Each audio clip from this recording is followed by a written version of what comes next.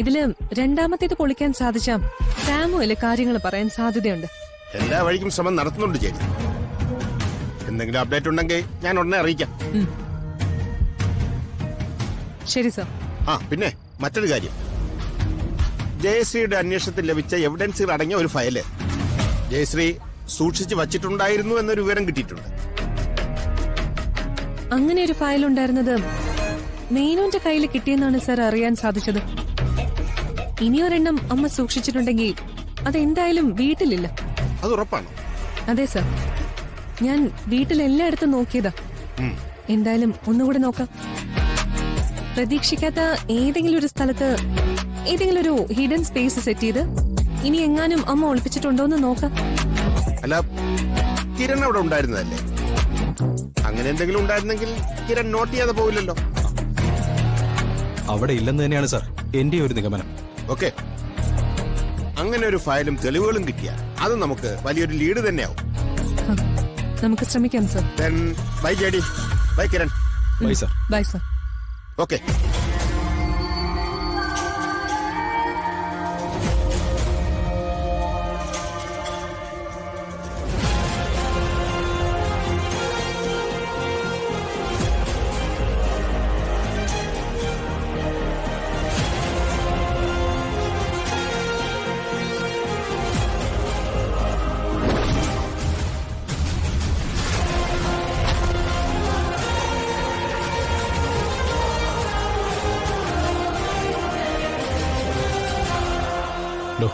താനിങ്ങനെ നിരാശപ്പെടേണ്ട കാര്യമൊന്നുമില്ല. ഇത്രയൊക്കെ ആയിട്ടും ആ മേനോനെ നിയമത്തിന് മുന്നിൽ കൊണ്ടുവരാൻ നമുക്ക് സാധിച്ചില്ലല്ലോ കിരൺ.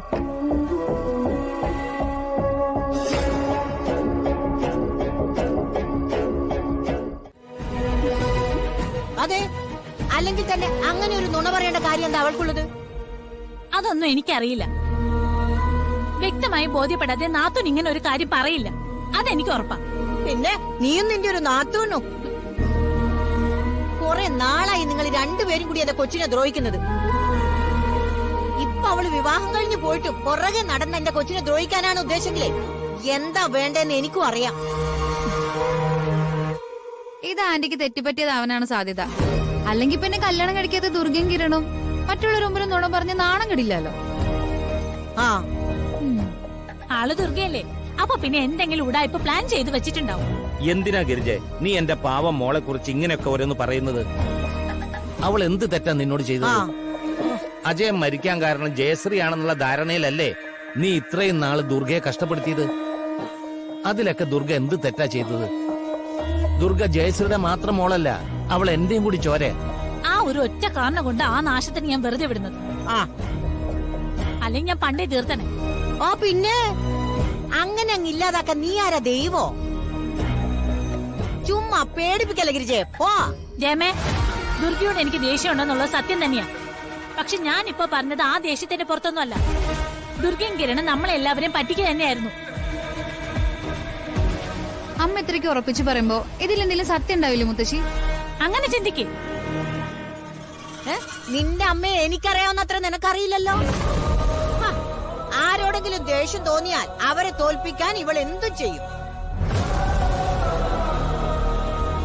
അതുപോലൊരു നുണക്കഥ മാത്രാണിത്. അതെ, അല്ലാതെ ഒരു കല്യാണ നാടകം കളിക്കാൻ മാത്രം കുരുട്ടുബുദ്ധിയൊന്നും ദുർഗയ്ക്കില്ല. ശരി, നിങ്ങൾ രണ്ടുപേരും അങ്ങനെ തന്നെ കരുതിക്കും. അധികം താമസിക്കാതെ ഈ സത്യം തെളിയും. അപ്പോഴും ഇങ്ങനെ തന്നെ പറയണം. ശരി, പറഞ്ഞോളാം. ദുർഗമോളുടെ കാര്യത്തിൽ എനിക്കൊരു തെറ്റ് പറ്റില്ല എന്ന് എനിക്ക് പൂർണ്ണ വിശ്വാസമുണ്ട്. ഈ വിശ്വാസം പലതവണ തെറ്റിയതാണെന്നുള്ള കാര്യം എന്റെ അമ്മ മറക്കണ്ട. ഈ വാടിയഞ്ചു, ഇവർ രണ്ടുപേരോട് ഒന്നും പറഞ്ഞിട്ട് ഒരു കാര്യമില്ല. തെളിവ് സഹിതം ബോധ്യപ്പെടുമ്പോ രണ്ടും വിശ്വസിച്ചോളൂ. ചെല്ല്. എന്തൊക്കെ അമ്മ ഇവളീ പറയുന്നത്? ഇതിലൊക്കെ എന്തെങ്കിലും സത്യം ഉണ്ടാവോ? നിനക്ക് വേറെ പണിയൊന്നും ഇല്ലേ ദേവാ?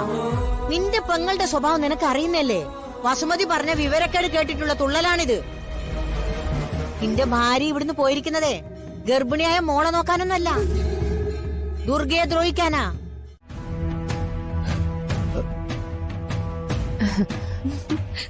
കിരൺ,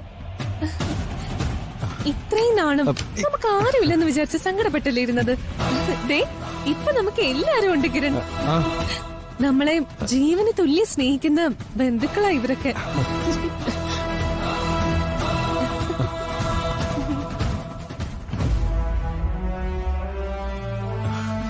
ഇത്രമാത്രം സ്നേഹവും കരുതലും ഞങ്ങളോടുണ്ടെന്ന് മനസ്സിലാക്കാത്ത ഞാനും ദുർഗയാണ് തെറ്റുകാര്.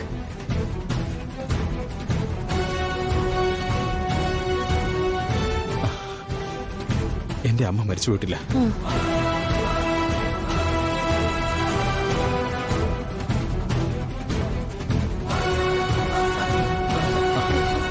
വാ അമ്മേ. അല്ല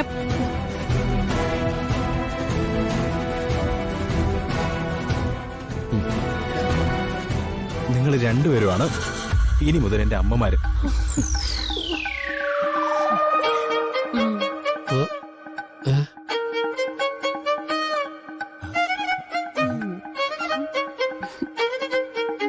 എന്നെ അനുഗ്രഹിക്കണം അമ്മേ.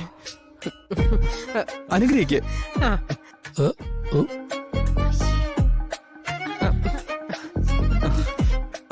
അമ്മ അനുഗ്രഹിക്ക്. രണ്ടമ്മമാരും അനുഗ്രഹിക്കണം.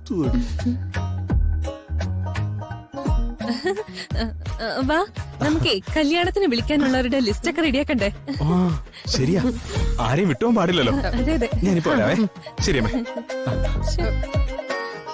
അയ്യോ, അഥവാ ഞങ്ങൾ ആരെങ്കിലും വിട്ടുപോയിട്ടുണ്ടെങ്കിലേ ഒന്നും ശരി എന്നാ പോട്ടെ.